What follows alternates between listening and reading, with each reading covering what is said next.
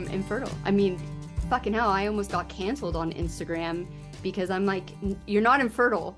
Like, you've had a baby. Yeah, but through IVF. But you had a baby. But let's talk about the fact of even over identifying yourself as infertile, that we claim. And listen, I did this as well. Yeah. Like, claimed it for myself. Like, I remember one of the first blog posts I wrote, like, after I had my twins. And I remember talking about the infertility journey, like attacking it as like being in war, right? You're like fighting infertility. So like you want to have a baby, but you're feeling like you're fighting against something.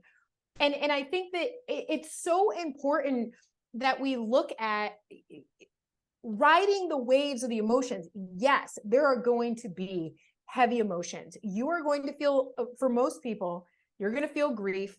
You're going to feel probably some jealousy, some resentment, because that deep desire. But there is a level where you have to look at, I want to draw another child. I want to draw a child into my life. I want to hold and grow life within my body. Do I feel connected to that? Or am I in this place of surrounding myself with other people who are not really supporting me and seeing the possibility for myself? Like the possibility is more than we can even imagine.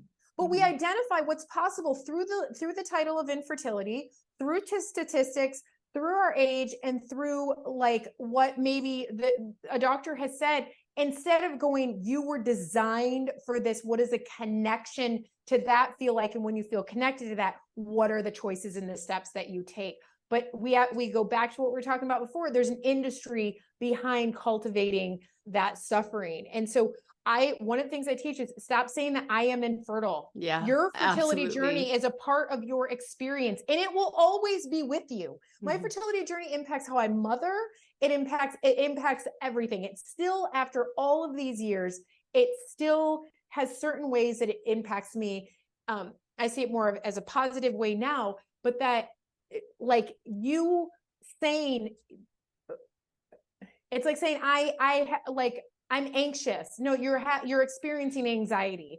You are struggling with infertility. But stop saying I am infertile. I am infertile. I am infertile. You're just reclaiming that for yourself. What is something different you need to claim? I am fertile.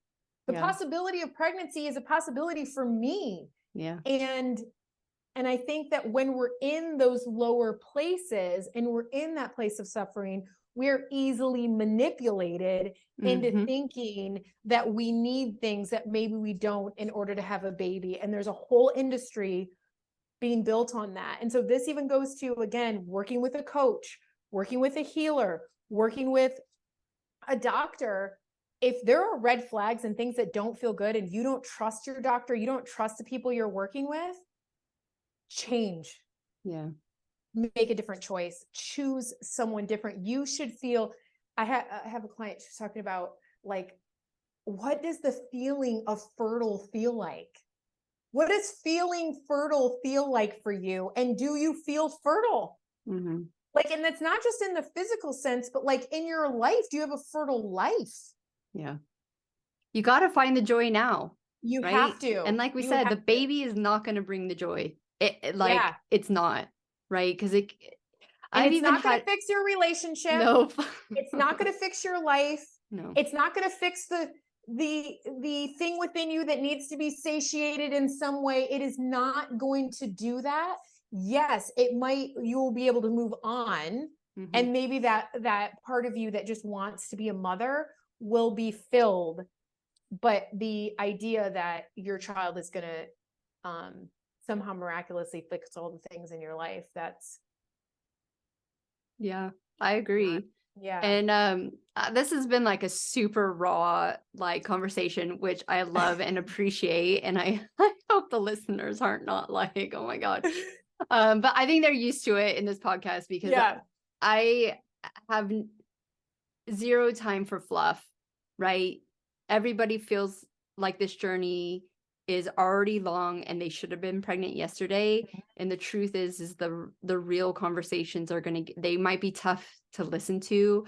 I know I definitely trigger people out there, but that's my job, right? You want a shorter, more happier, joyful journey to your ultimate goal.